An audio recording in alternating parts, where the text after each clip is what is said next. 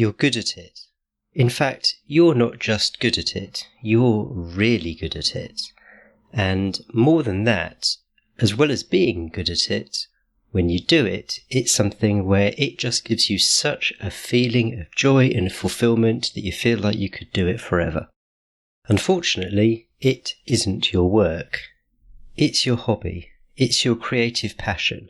And it's something which you've just never thought that you'd be able to do as your day job. But what if there was a way that you could? What if there was a way that you could turn your creative hobby into the way you get paid? How could you do that so that you still retain your passion, so you don't lose the love of it when you have to do it to be paid? And how can you keep it fresh and exciting so you continue to enjoy it? That's what we're going to talk about in this week's episode. I'm Jeremy Klein, and this is Change Work Life.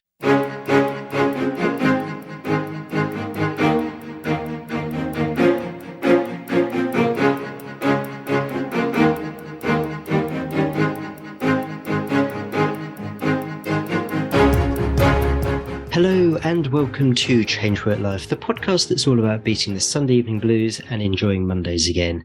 If you want to know how you can enjoy a more satisfying and fulfilling working life, you're in the right place. When my cousin got married, she had an epic party band at her wedding. They looked like they were really enjoying themselves, and so we all really enjoyed ourselves. But it got me thinking, they probably do pretty much the same set week in, week out. How would they keep it fresh and exciting, both for themselves and the people they're there to entertain? When you've got a job that seems like it's fun and frankly a little bit cool, how do you maintain that when you have an audience to satisfy? That's one of the topics for discussion with my guest this week. Having held management and sales positions in the hospitality industry, Amani Roberts is now a DJ and chief music curator for the Amani Experience, a company which specializes in providing music for corporate and social events. He's the author of DJs Mean Business, One Night Behind the Turntables Can Spin Your Company's Success, and he teaches entertainment money management at Cal State University. Amani, welcome to the podcast. Thank you very much, Jeremy. It's an honor to be here. So what's the job of a chief musical curator? Yes. When we are DJs and we are DJing events at a club, at a bar, we're consistently and constantly curating different musical experiences for each of the guests. And no 2 days are the same. We never play the same songs in the same order. It's highly unlikely. So instead of, being the chief, operating officer or CEO of a business, my C-suite job for my company is chief musical curator because that is what I do at its core. And how do you determine what you're going to play and what order you're going to play things in? That is all like feel in terms of watching the crowd, seeing how they're reacting to certain songs, certain genres of songs, and then maybe following that road for a while and then switching it up, seeing how they react to different genres, mixing in between. Of course, you will have some songs you have to play because the clients might have specified they want to hear this type of music or these songs. And so that's different for each different client. And so really it's just about reading the room, which is different every time, and it's an acquired skill. It takes lots of time and practice, and then going and following where the room is taking you. So can you give me an example of maybe you've played something and you thought, oh no, this isn't working, and you've moved on to something else? Kind of what's been the feel, what's been the vibe? Maybe I was playing maybe some hip hop music, old school hip hop, whether it be like Eric B and Rakim, LL Cool J, kind of Run DMC. And the crowd wasn't particularly moving. They were kind of on the dance floor, but they weren't into it, singing along, things like that. It was a very mixed crowd, African-American, Latin American, white, Asian American. And then I put on some reggaeton and Latin music, and they started to get into it pretty quickly. People love their Bad Bunny, J Balvin, Anita, artists like that. And they were just feeling it. They were singing along, dancing. People were coming to the dance floor. So that's an example where I was playing one genre. They weren't feeling it too much, so I had to switch and try something else. I tried this genre, and it worked. So we stayed in that kind of space for a while, a good 45 minutes to an hour. Let's dive a little bit into your backstory. What was your early career like? So my early professional career, I grew up working in hotels. Marriott International. I worked in a variety of cities in the United States, Washington, D.C., Atlanta, Chicago, Dallas, Miami, and Los Angeles. And I was in operations, the general manager of a hotel. Then I crossed over into sales. And then I did a lot of great work in sales. And that's kind of my early career for the first almost 20 years. When I was in college, though, I did want to be a DJ, or I recognized the fact that I wanted to be a DJ, but I just didn't feel it was a legitimate career. I was wrong, very, very wrong. And so it took me a while to kind of get to it and have the courage to go for it. I eventually moved out to Los Angeles and went for it, which is a whole nother story. And that has kind of led me to where I am today. Where did the belief that DJing wasn't a legitimate career come from? That came from probably like just business, being in a business school, going to business college. It's always pounded into you want to get a job in like, the top accounting firms, the top consulting firms. And for me, it was like work for the top hotel, DJing, even their parents, people didn't understand it. I didn't understand the depths of what you could do. I just thought it was playing at clubs. I didn't realize corporate events. I didn't realize teaching people how to DJ. So it was partly just upbringing in terms of my youth growing up. It was partly my limited mindset.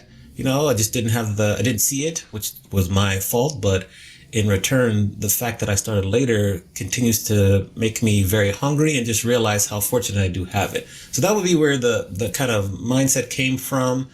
Once I got out to Los Angeles, I was able to see just all the different opportunities and just what was possible. Then my mindset shifted pretty quickly. What was it that got you into hospitality specifically in the first place? Yeah, in hospitality, I think when I was growing up, I wanted to be a chef. So I wanted to be a chef, but then I started cooking and I realized that I didn't really like cooking meals for other people. I was a little bit more singular in my cooking goals.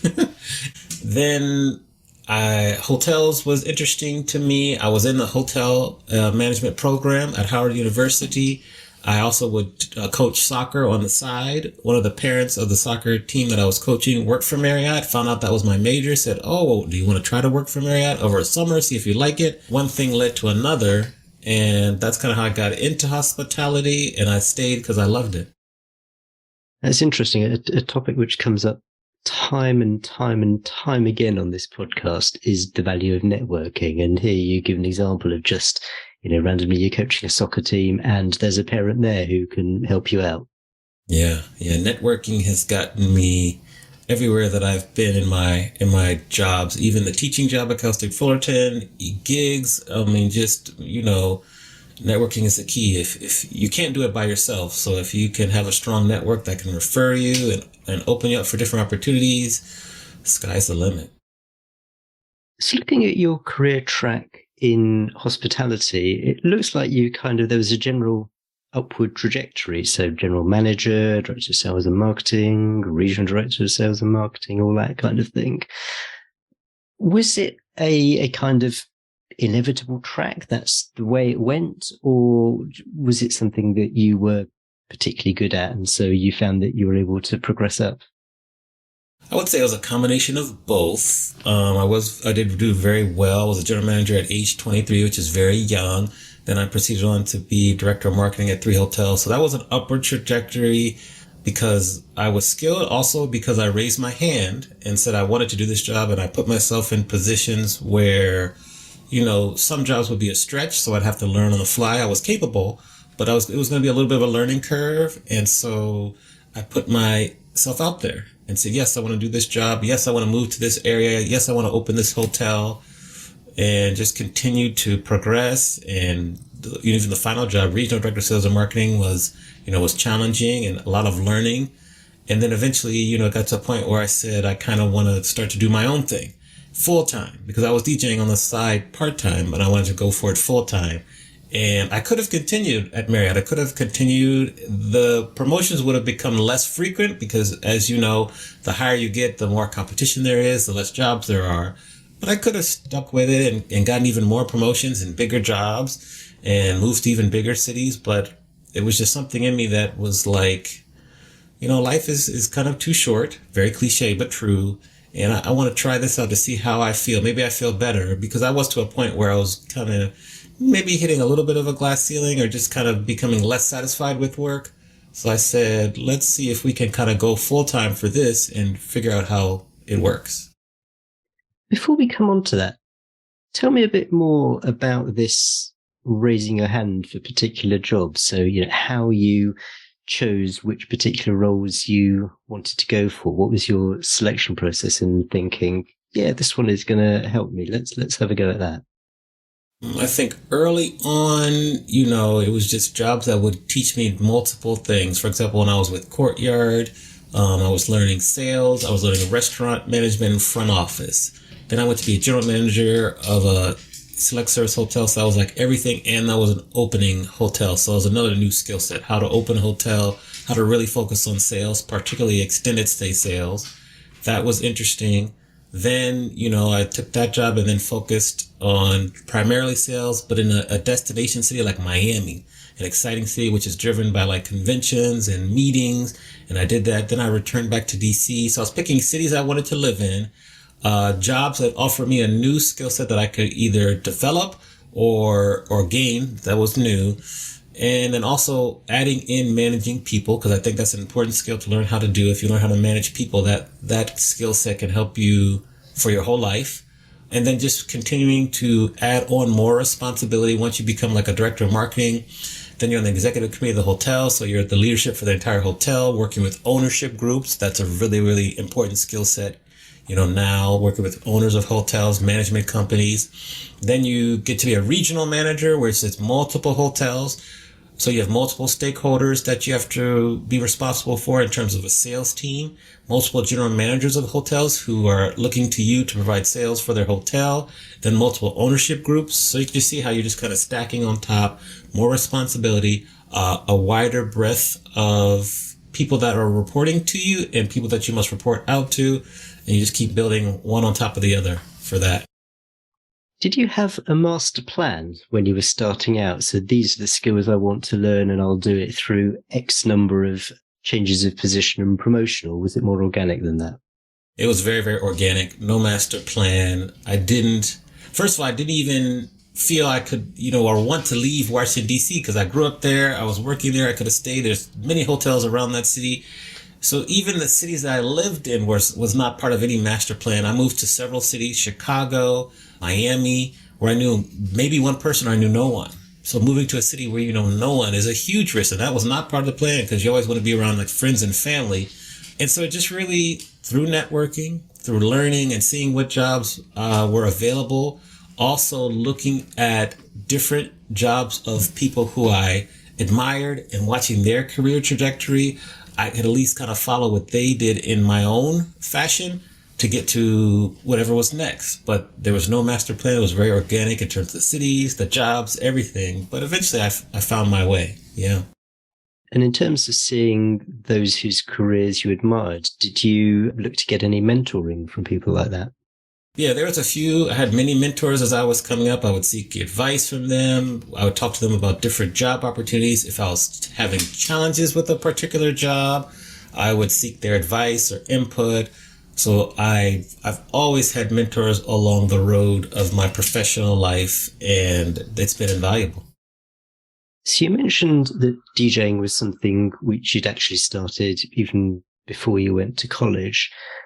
What did it look like sort of on the side as you were going through your professional career? Was it just a hobby? Were you doing paid gigs? What did that look like before you made the leap to full time?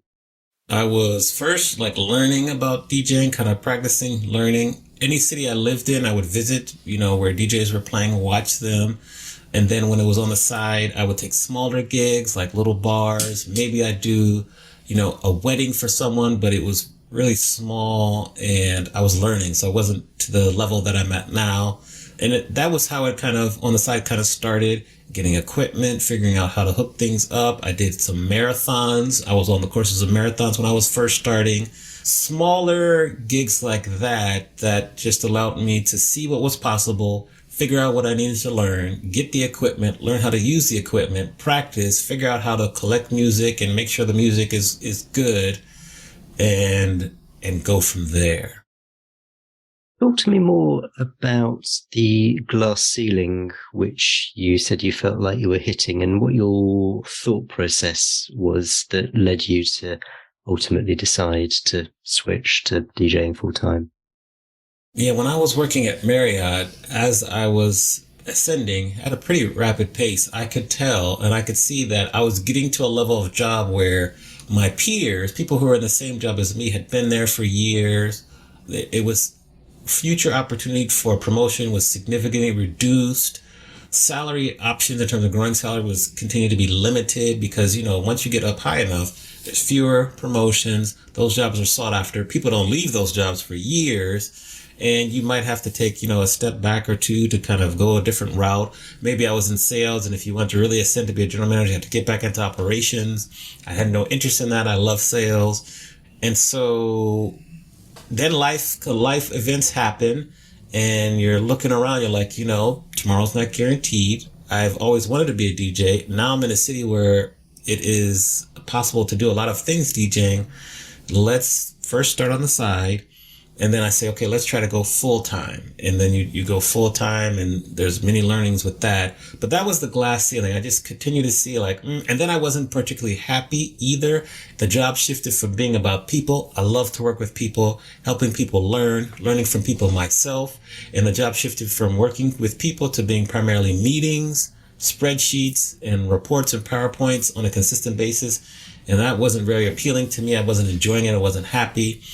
And, I've learned that if you're not happy, especially with work where you spend the majority of your time, you got to try to figure out a way to make some shifts, some changes so that you can be happy and learn and try to put it all together. So that's kind of the glass ceiling and my perspective in trying to get around it, and then figuring out what can I do to really push and go full time for DJing. How much of a leap was it to go from the part-time DJing that you were already doing to the full-time DJing? It was a tremendous leap. Very big. I had to take over 65 or 70% pay cut, which I do not recommend for people to do. It was very humbling because it was like I was starting at the bottom again. It took me many, many years. I want to say 6 or 7 years to get close to what I was making as an executive for Marriott. It was a tough journey. I had to do a lot of learning. I went back to school twice for DJing. And then I recently went back to graduate school again. Along the way, I realized that I had to build in some additional part-time earning, whether it be writing. Then I became a professor, which might seem minor to some people, but the fact that I'm a professor allows me benefits, which is very important. You need your health care, you need your eye care, dental care. And, in the creative space, many times we choose not to really buy or focus on benefits because we're just chasing the next contract, the next gig. But this helped me out tremendously. So it was a big leap. It was not easy. There are many, many times when I was questioning my decision. I had several people when I left the hotel industry say, "Oh, you'll be back in a year, or you'll be back in 2 years. We'll see you soon." And so that kind of fueled me to prove them wrong, because I was like, "Oh no, I'm not coming back. This is going to work one way or the other." So you had other motivations. So it was a massive leap. It was very tough. It was very tough. And then just as I was really, really getting ready to really kind of ascend even further, the pandemic happened, which really kind of changed things yet again. But it was not easy. I can say that for sure. I'm sure, yeah. What was the reaction of friends, family, loved ones, that kind of thing when you said, I'm quitting hotels, doing DJing full time? They were like, really? Like, what will you do? We admire your courage, but are you sure? Have you thought about this through? What about this? What about that? So there was some support. There was a lot of questioning. There was, a lot of side-eyed looks like, I don't know, like this is pretty risky. You've got it good, even I would always get friends and family good discounts. Like, well, what about my discount? People showed their true colors then too. There was some support too. I had some friends that supported and gave advice and were there and helped just me with different tools to use, maybe referred me gigs. But I would say the majority of people were just unsure or questioning. They just didn't quite get it, and they didn't see it, because that's a very bold move and that's not a common move. Like, as you get older, you get more comfortable. And when you get more comfortable, you have no desire to change. You just, it's very risky. Fortunately for me, I just had myself and a dog to take care of. I didn't have a family, which is part of the reason why I said, let me move now before I were to acquire any of these, things. So many people didn't see it. There was a few people that supported, but I'd say the majority of people were like questioning, like, I don't know, is this wise? What are you going to do? They were kind of like, we'll wait and see. One of the things that very much puts people off making these kind of changes is the financial side of things. And you mentioned a 65% drop in salary, 6 to 7 years before you were back up to the level that you were before. Were you aware that, presumably you were aware that you were going to take the 65% income drop? Were you aware that it was going to take that long to get back up again? No. I thought maybe 2 or 3 years it would be, humming along. I would have lots of opportunities to maybe travel, do gigs everywhere.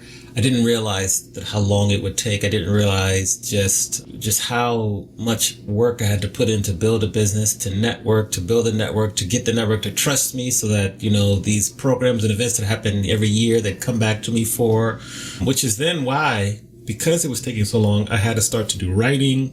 Did a little social media writing. So some of those clients carried me through. Then, I started, then I kind of started teaching at Fullerton too. And I discovered that the two lives mix very well. It works very well. And that adds more revenue. That gives me more joy. And so through the struggle, I was able to start to do some additional kind of work that helped me be even happier and just open up another breath of opportunity for me.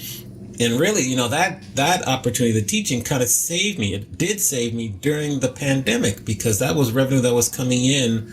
I didn't have any DJ gigs because there were no DJ gigs, but then I started to go on Twitch and get a little virtual revenue. So it's just all about the journey, and now you put the two together. But I had no idea. I thought it would be 3 or 4 years. I didn't realize it would take 6 or 7, and then I have to hit another obstacle with the pandemic that would make me start again. But through all that, I was just able to learn. I learned the value of diversifying your income, which I think is paramount. I learned that I have many skills that I learned at Marriott and through hospitality that transfer over to what I'm doing now. I learned that people want to hear my story, so you can become a professional speaker, speak and get compensated that way.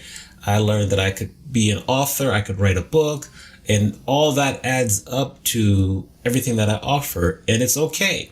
I think in the past, it was frowned upon if you did multiple things. Like if you were, a DJ and a professor and maybe a writer, like back in the day, people you can't do that. You need to pick one thing and stick to that one thing.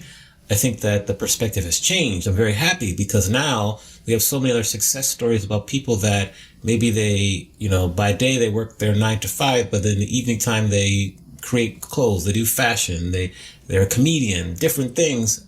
And that's looked upon more favorably now. And that makes me happy because, initially I met some resistance with that, but I stuck to it because I believed it would work. And now many of those people who had diverse incomes were able to survive a little bit better during the pandemic instead of being people who got laid off or furloughed and were just kind of stuck. So that's a long answer to your question. You highlight a really interesting shift in mentality, though. Some people will look at those who choose to go and do their own thing as it being the more risky option. But as you've demonstrated, you can actually do multiple different things and have multiple different income sources. Yet a job might seem safe because it's a regular source of income. It's something which you're getting paid month after month. It's predictable. But if it is your only source of income, as people have learnt to their cost over the past couple of years, it's something that can be taken away from you. And if you don't have these backup sources of income, then you're kind of stuck. Right, right. I think I read a statistic. I always share this with my class that the average millionaire has 7 sources of income, 7 sources of revenue. And so if you want to be a millionaire, which many of us, we want to make money, you have to start to create those revenue sources so that you can work your way there. This question is probably impossible to answer, but I'll ask it anyway. If your previous self had known that it was going to take 6 or 7 years rather than 2 or 3 years to kind of, get back up to the same level, do you think you would have still done it? Yes, I definitely would have still done it. I would have probably diversified my income stream sooner. I would have set it up so that as I'm leaving the corporate life, I would have had diverse income streams already set up and kind of going so that I would know, okay, might take 6 or 7 years. You definitely need to make sure that while you're going full time, you're networking more. You are, having to do other things that'll bring you revenue that aren't related to DJing. And then also maybe make decisions a little faster. And when I say that, I mean, there were some networking organizations and networking things that I was doing that I was in for a long time. And I should have probably moved on to do other different things sooner. It was like a networking group I was a part of for maybe 6 or 7 years. And I should have probably done that for 2 or 3 and used my time to build on top of that and do something bigger. I should have thought bigger, actually, is in reflection, because I was so focused on doing sales and gigs in Southern California, where I'm based. Whereas one networking group I'm part of, Meeting Professionals International, is an international organization. If I had tapped into the power of that organization sooner, I could have done things around the globe. I didn't really realize what I had until much later. So there are things I would have changed, but I definitely would have still left at the same time, and I just would have diversified income streams sooner. You mentioned having transferable skills from hospitality to what you do now. What was the most surprising skill which you found was actually quite useful in terms of transferability? Surprising skill was just all the knowledge about P&L, profit and loss statements, forecasting. Also was another one. We did a lot of work in forecasting, predicting revenue. Those would be the 2, because I applied those to my business right away. And also they're very viable when I'm teaching, because to understand forecasting and revenue, that gave me an edge when I was teaching my classes. So those would be the 2 that kind of jump off the page right away. And then a third would be overall like hospitality, just being, hospitable, nice to people, creating relationships, which is how you succeed in hospitality. That is how you succeed in, the creative space too. People want to work with people they like and trust and are loyal. And that has helped me tremendously, those 3 skills. It's interesting what you say there about the business skills, because I think a lot of people learn a craft, and it could be a trade. I spoke to someone a few episodes back who retrained as a plumber. And the message I got from him was that, you can find people who will teach you the skills for whatever it is that you want to do, but they don't teach you the business skills. And so having your background, already understanding them, that puts you at a huge disadvantage in terms of making it a business success, not just a sort of getting better at what you do success. Yeah, absolutely. I think just the business, and it's difficult. Luckily for me, I was able to learn different lessons for myself when it was part of, not my money, so to speak. It was like a hotel's money or, a management company's money. So I was able to learn and really not spend any money. So that was very valuable. But yeah, I agree 100% with you. And it's just, make sure you don't lose the lessons and you continue to take note of them and apply them in the future. Otherwise, they go wasted. In any kind of creative area, there's going to be the people who turn their noses up at corporate, seeing as being, a sellout, seeing as being constraining your ability to be creative. Everything suddenly just becomes out of the box and not innovative. What's your experience been? I haven't run into that too much in terms of people turning their nose up. It does happen every once in a while. I think that where we are now as an creative movement. People understand and respect creativity. It's talked about more fondly now in the public. So you will have some, we call them dinosaurs, who are old school and really look down upon creative and really focus on, the people are stuck to their accounting knowledge, their book knowledge. But if you show them examples of just how creativity can help their business or their company, and I share personal examples of how creativity has helped me, they kind of lighten up a little bit and are able to at least understand and relate and say, okay, maybe this will work, or what about this? They ask more questions. Once you can get people to ask questions, then that's when you understand that you might have them listening. And then that's the first big step, and you can run from there. Do you find it at all the other way, that doing the corporate stuff puts any kind of restraints on your own creativity? Sometimes it does, because certain corporate things, they have requirements and they're pretty strict in terms of what they can kind of offer and what's required. So a little bit, but I think that, like I said, if you can show examples, many times I do sessions with corporate people where it's like how to unlock your creativity. And so I give them an example and ask them questions about themselves and apply their answers to how it can help their team or the event we're working on. Then it helps. I think telling stories and giving examples is probably the easiest way to really get the message across and get them to understand and become involved in the process. I think one of the things that puts people off doing a creative pursuit as their career is the fear that they're going to lose the joy in it.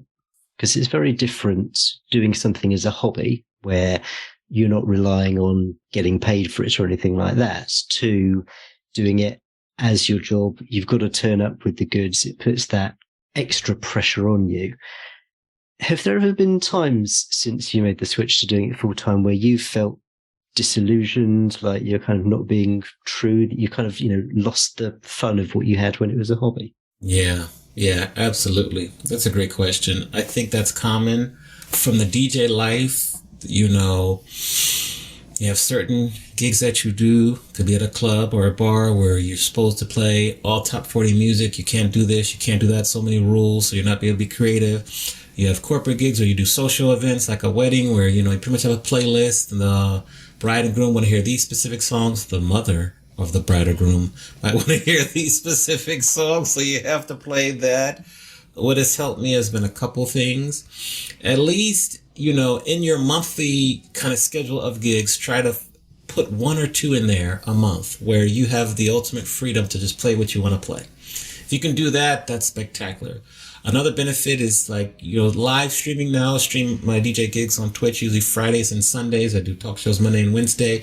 But in those gigs where I DJ Friday and Monday, we have we can play what you want to play. It can be whatever theme you want. You have an audience there, so you're still learning, practicing. I think that has been a magnificent way to kind of make sure that, your creativity still has a chance to grow. You can practice, you can try things. You don't need to be put with all these rules that, certain other gigs might have. And that's been a godsend. That's been great. That will continue to be a part of my process so that the creativity is, has a chance to flow and grow, and it's not limited by these other gigs. Now, we have to do these corporate gigs. We have to do these other ones because you have to have food on the table and you want to grow your business. But if you have another outlet where you can play what you want to play, you're researching music, you can test out things, and then maybe there's some songs that you're playing through your creative gigs that you can then bring over to your corporate gigs. That's what you want, to be able to bring them back and forth and do that. That's been able to help me get through that. But absolutely, there have been times, burnout is real. There have been times when it becomes very monotonous. So you have, I mean, we've talked about the word diversify a lot. You have to diversify the type of gigs that you have too, so that will allow you to recharge, reinvigorate yourself. Another thing that really helped me, when we haven't had camp in the past 3 years, 2020, 2021, 2022, is I would volunteer at a DJ camp for kids. And so you go out to kind of like the woods and you're there with a whole bunch of other DJs, but you're there with kids that want to learn. And you're there teaching kids at this camp, and they have different perspective. They have different music they like, and that would be for a week. And that whole week, that would that would fire you up and keep you energized for almost a whole year, because just the process of being away and being with like children and other DJs so you can learn and talk and ask questions, it helped out so much. So yes, is my answer to your question. And I kind of shared a couple ways just to kind of get through that so that you can get to the other side. I love that. I love the idea of where you can just introducing diversity in everything you do. I can see how that would definitely stop you getting bored. And something which you said also reminded me of a previous guest. Her advice on the mindset was where you kind of think about the corporate work, the work you have to do to put food on the table, as being almost like the patron for the other stuff. So it's, in the way that artists used to have patrons and they would do the portraits that were being paid for, and that was what enabled them to, pursue their art. You kind of do the same. You do the stuff which is enough to enable you to do the more creative kind of thing. Yeah. I agree. Great example and great analogy. Yeah, absolutely. Where did teaching come into it? How did you start that? Because I get the impression that's quite a big thing of what you're doing now. I mean, you've got the book, you're teaching people, how to make a career of this. How did that sort of first show up for you, and how have you integrated it into what you do now? Yeah, teaching has been life-changing. Absolutely. I grew up, my father was a professor at Howard University. He was a chairman of the psychology department.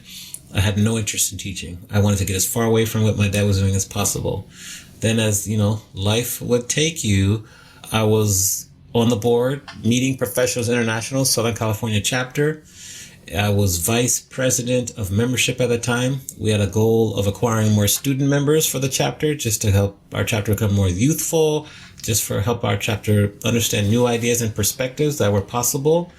And I visited campuses around Southern California, Cal State Fullerton, Cal State Northridge, Cal State Poly Pomona, Cal State Long Beach, UNLV, and the TISO, the International School of Hospitality. We visited them, helped them out with different events, spoken classes.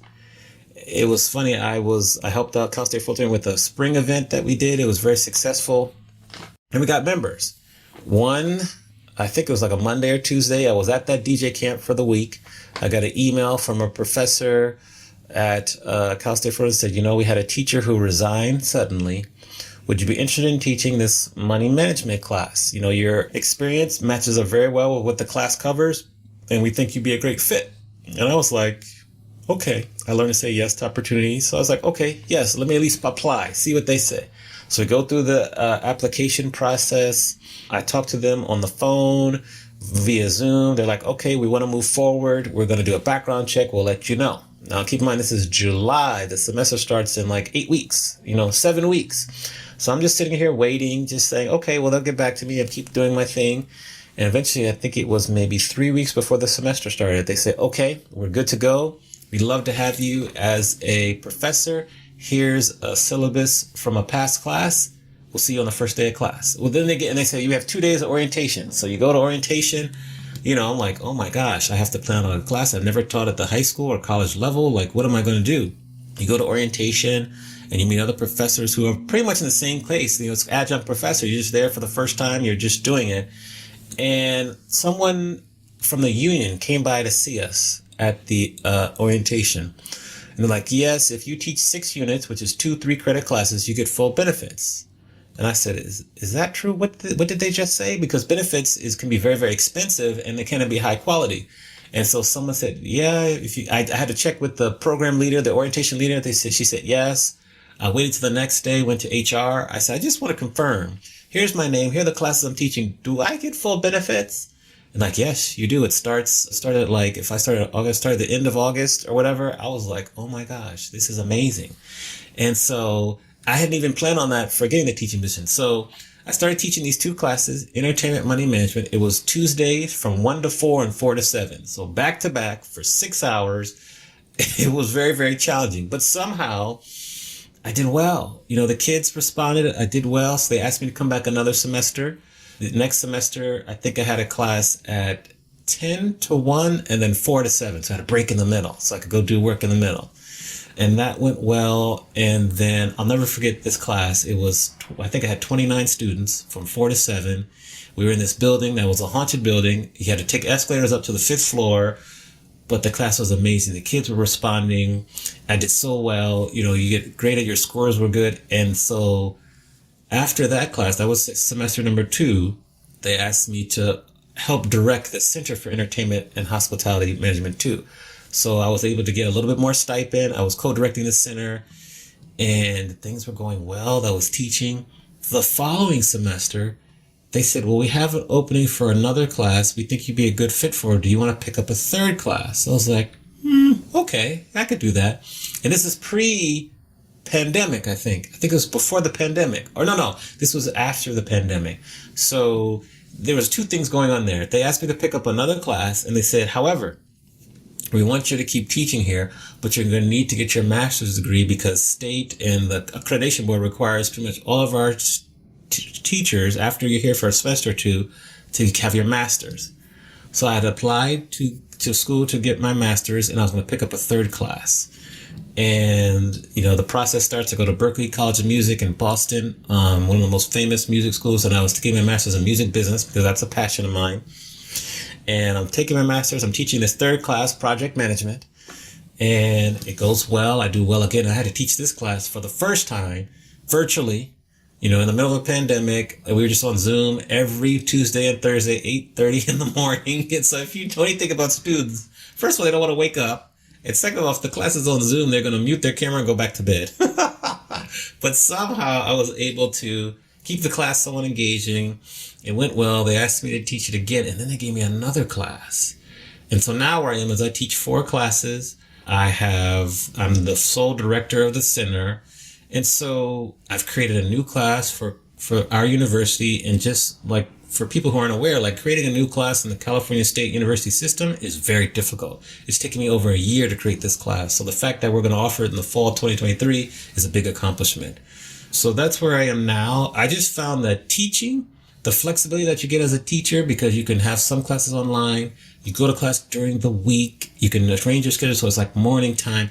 It fits very well with the DJ life because most of the gigs are in the evening time, weekends. So you're not really teaching them. If you can balance where you're grading your papers and where you're grading, it works very well. So this is an example. I knew then because I had learned in the past about diversifying income, I could see, this will work. I can just go to school on a Tuesday, an off day pretty much. I can go to school just on Thursday. So pretty much Friday through Monday, I'm free. I can grade papers when I'm on the road.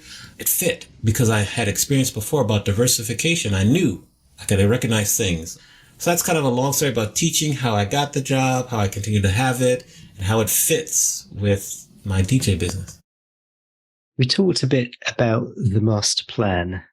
Where do you hope that things will have settled in? You pick a time period, 5 years, 10 years. What would you like the Amani Experience and Amani Roberts to look like in, a future time period? Definitely like full-time DJing where I'm getting the proper rate for the proper gigs. Full-time teaching because I can manage both, so I can kind of cover that. And then, still writing, like writing additional books or whatever. And then I'm setting up this program where it's probably going to be an online course, online community where I'm helping out musicians learn about the industry, because I feel that there is a big knowledge gap in the music business where we have artists and then you have the labels, and in the middle, there's a big knowledge gap because the labels, they know how the business works. They understand how the business works, how owning your own material, your own masters, everything, how to create, long money, long income for the labels. I just want the artists to learn the same things. And there's a huge knowledge gap because most artists just want to create and get their music out there, but they need to learn so they can make better decisions.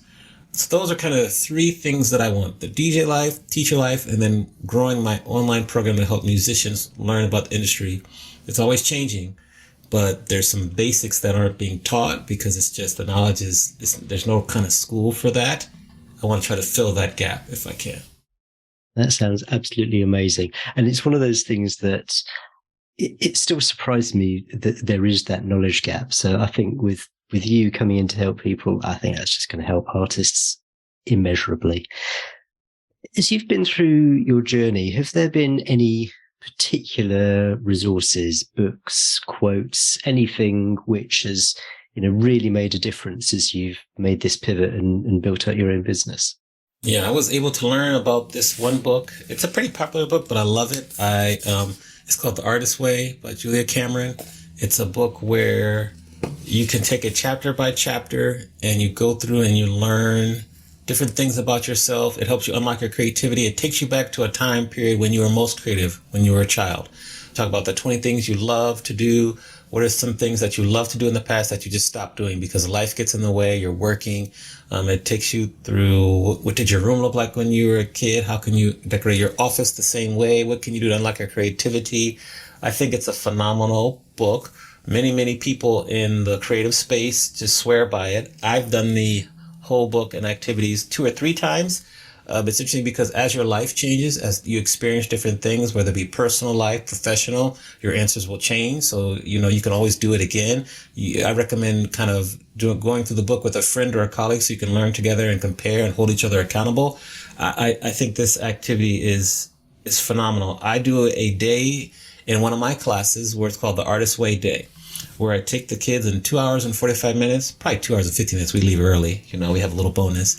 And we answer a lot of the same questions that are in the parts of the book together. We share. We talk about what we've learned, because my goal is that these are young professionals who are getting ready to enter the world. And if I can share with them the fact that try to keep doing some of the things you love to do, especially if it's not related to your job, as you go through your career, you'll be better off. You'll be happier. You'll be more creative, because one of the things I've learned is that many of the things that I love to do as a younger person, I've just stopped doing because, I make excuses. I don't have enough time. I've let my work get in the way. But if I were to, add those back in, I could be more creative, more productive, and a happier person. So I want to give them the message to try to do their best to hold on and keep doing those things as they work their way through school, not through their work. Because most of the students I teach at this one class are about to graduate. And they get it, they understand it, and we just have a great conversation. We just had it last week, ironically, right before Thanksgiving break. It's fun. I will give away 2 copies of this book and my book and a Starbucks gift card to the 2 students who are the most vulnerable and most open. And it's just a fun activity. Last semester was one of the favorite weeks for the students. This semester, I think they liked it as well. They're just really tired because it's been a harder semester. I love it. It's fun. And I just love to share this book. And I think this resource, I just swear by it. Brilliant. That sounds absolutely fantastic. And I resonate a lot with that. This idea of going back to what you enjoyed as a child and, what you've forgotten or felt that you had to let go of. I think, that's so valuable. Armani, where can people find you? Where would you like people to go if they want to get in touch? Like my socials at Amani Experience. So my name, Amani, M as in Mary, A as in Nancy, I, Experience, one word, on like Instagram, Twitter, Twitter's still here, the Facebook, and then also LinkedIn, Amani Roberts. You can connect with me there. My website is AmaniExperience.com.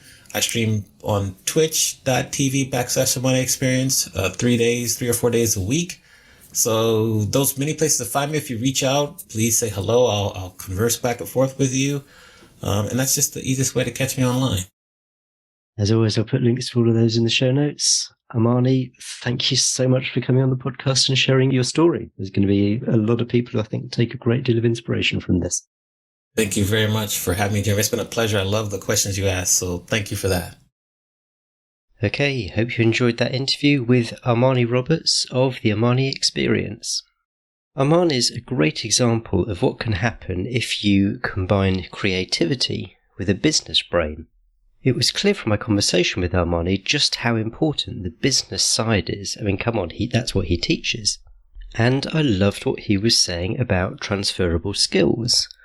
On the face of it, you can't really see that much of a link between running a hotel or being a director of sales in a hotel business and running a DJ business. I mean, yes, okay, they're both in hospitality, but that's where the similarity seems to end. But Armani made it clear that there are transferable skills that he picked up working in hotels, which he now uses in his DJ business. And there's a much wider lesson there. A lot of people think, well, I've got lots of experiences in lots of things, but I'm not really good at any one of them.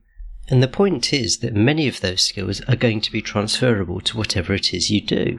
And it's that combination which will make you successful.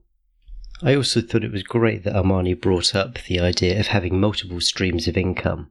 Hopefully the past couple of years have taught us just how dangerous it can be to be reliant on that one source of income, typically a salary from a job. If that job gets taken away from you, then so can your source of income. So looking at ways that you can get income from multiple sources is a great way to protect you from that eventuality. You'll find a summary of everything we talked about, links to the book which Armani mentioned, and also a full transcript if you want to go back and read parts of it. And you'll find those on the show notes page for this episode, which are at changeworklife.com/151. That's changeworklife.com/151. And I haven't asked this for a few weeks, but it would be amazing if you could leave a review, preferably on Apple Podcasts. People rely on reviews for knowing whether or not something is any good. I mean, certainly I do whenever I buy something from Amazon. If you can leave a review on Apple Podcasts, then that'll let people know that the podcast is worth listening to, and you'll be doing your bit to help spread the word. And you can find a direct link to the podcast on Apple Podcasts at changeworklife.com/Apple. As always, there's another great episode coming your way in 2 weeks' time, so make sure you've subscribed to the show if you haven't already. On Apple Podcasts, there'll be a plus button, and whichever app you're using, there's going to be an obvious way to subscribe to the show. So make sure you've hit that subscribe button, and I can't wait to see you in 2 weeks' time. Cheers. Bye.